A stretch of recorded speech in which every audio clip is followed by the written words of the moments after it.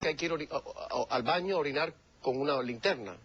Ese es el problema de este hombre, que este hombre siempre bordea el circo, ¿no? Estamos ante un payaso que funciona como un general y funciona como un líder militar y que hace esa tontería.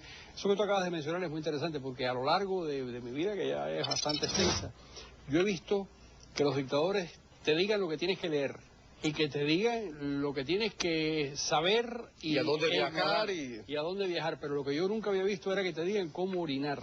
Eso sí es realmente insólito. Entonces ahí se ha llevado el nivel de injerencia del Estado total hasta el inodoro.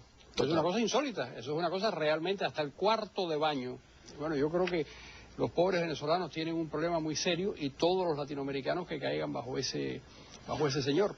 Una semana antes de explicarle a la gente cómo tenían que ir al baño con una linterna, les explicaba cómo tenían que bañarse con una totuma. Los de la ducha revolucionaria y sí, todo eso. 2 minutos tenían rápidamente, ¿no? Pues quizás un día te lavas una pierna y al día siguiente te lavas la otra, no sé cómo es la cosa, y en algún momento el medio, ¿no? Increíble, pero además lo difícil que es orinar con una linterna y en invierno, que todo, bueno, en fin.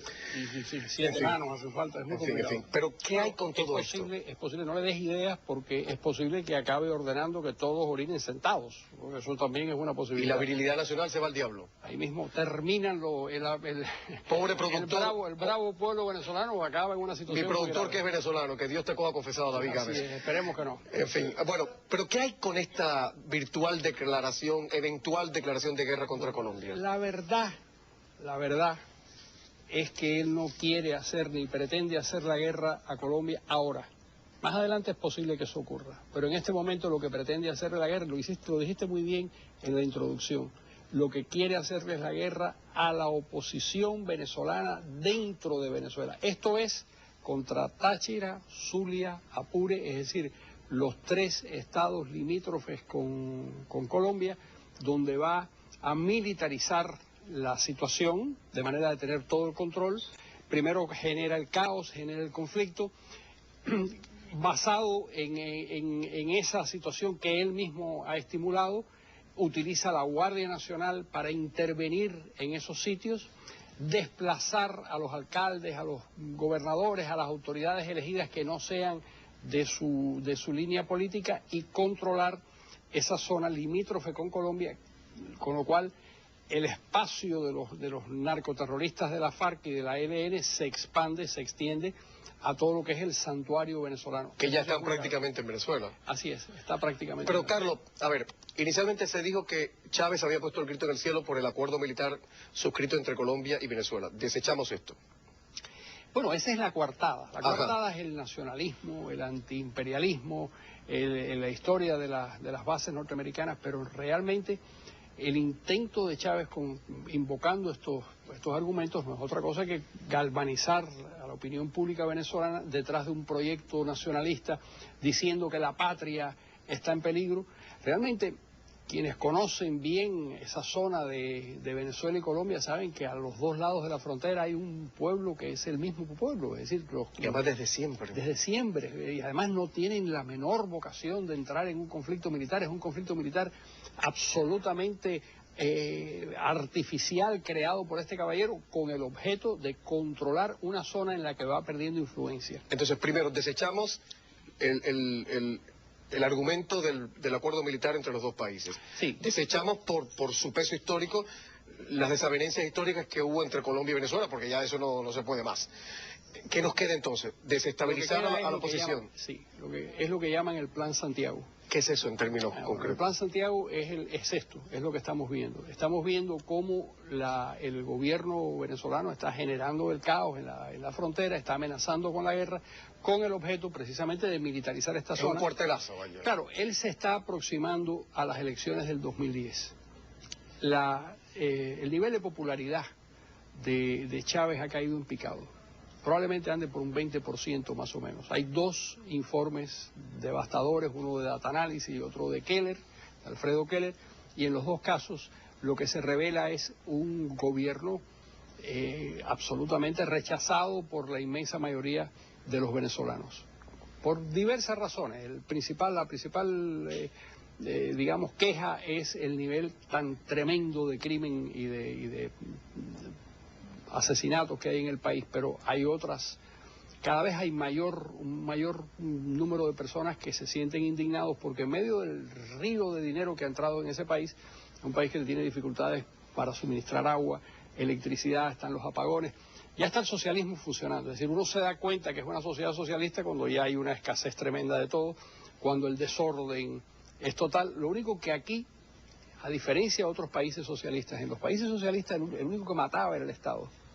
En Venezuela, además del Estado, matan lo que los venezolanos llaman los malandros, es decir, estos más de 100.000, 110.000, 115.000 todo el lumpen, el elemento ese marginal. Esa canalla marginal. Me contaba hace poco un joven que estuvo preso, Julio Rivas, estuvo preso, como él veía desde su celda. Él estaba... Ese era el líder estudiantil. El líder estudiantil. Me contaba cómo él veía desde su celda que le habían cortado la cabeza a un preso, y los demás presos jugaban al fútbol con la cabeza al que habían decapitado. Es como Pol Pot y el Sarí allá en Camboya. Sí, Oye, Carlos, con con este plan Santiago que estamos denunciando esta noche, mi pregunta es, ¿qué va a pasar con las autoridades locales antichavistas? Antes que me responda, tenemos unas declaraciones del gobernador del Táchira, que sería blanco también de este plan Santiago. Pruébenla, por favor, y después la respuesta a esta pregunta. Al presidente Chávez de primero con sus hijos, allí en el puerto internacional, sí es verdad que quiere defender, entre comillas, lo que nadie sabe que está defendiendo. No les extrañe que nos dé un reguero de muertos después aquí. Por eso es que estamos en la obligación de rechazar cualquier llamado a la guerra. ¿Qué va a pasar con un sujeto como este? ¿Qué va a pasar con la oposición antichavista en esos territorios? Este señor, que es un patriota venezolano y es un hombre muy querido en su zona, acabará preso, acusado de complicidad con, ¿qué es lo que van a hacer? De complicidad con los paramilitares colombianos, de traición a la patria, es decir, le armarán todo un expediente y lo meterán en la cárcel o propiciarán ante la amenaza que se vaya. Y que quede como un... Y que quede como alguien que gusano, que huyó... como huyó el exalcalde en Zulia que tuvo que irse también porque no le quedó más remedio. Esto que estamos hablando del Plan Santiago ha sido filtrado por los propios militares. ¿Militares desafectos de Chávez? Militares que están en activo dentro del gobierno, pero que realmente están muy preocupados con lo que está ocurriendo en el país. Mi pregunta es, ¿va a participar en este Plan Santiago, esta suerte de cuartelazo, todas las Fuerzas Armadas o una parte de ellas? La respuesta después porque vamos a publicidad, ¿vale? Te la cuento después. Buenas noches y seguimos en esta entrega especial de los implicados intentando denunciar qué es lo que está tramando Hugo Chávez con esta eventual declaración de guerra a Colombia, que parece salida de un menor del siglo XIX. Ahí está Chávez, con él nos vamos a publicidad. A veces uno tiene la sensación de que hay dos Obamas. Uno, el que da discursos muy buenos, y otro, el de la realidad, que toma decisiones contradictorias a su discurso. Él habla de promover la paz. Sí, hay que aplaudir eso. Pero habría que preguntarle al presidente Obama, y si usted promueve la paz, entonces ¿por qué las 7 bases militares en Colombia? Más soldados, más armas, más guerra. ¿Por qué la 4ª flota estadounidense en las aguas del Caribe, en las aguas de Sudamérica? ¿Una flota de qué? ¿De paz, no? ¿De guerra? ¿Unas bases de qué? De paz, ¿no? Son bases de guerra. Aviones de guerra. Hombres para la guerra. Armas para la guerra. Yo le digo a Obama, vamos Obama, pero de verdad juntos a promover la paz en este planeta. Vamos a luchar contra el hambre, contra las enfermedades, contra la miseria. Hipócrita, sencillamente hipócrita. Hipócrita. Coronel Ballesteros, que lo conozco bastante, y todos los comandantes de los batallones de milicia.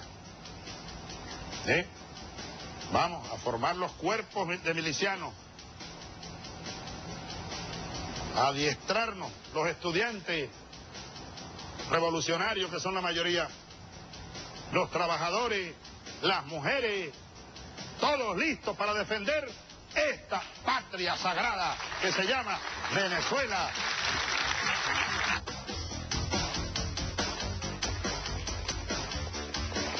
Aquí seguimos en esta entrega especial de Los Implicados, hablando del Plan Santiago. ¿Qué hay detrás de la amenaza de guerra de Chávez a Colombia? ¿Qué papel jugará Ecuador? ¿Qué papel jugará La Habana? ¿Habrá otra historia como la de las Malvinas?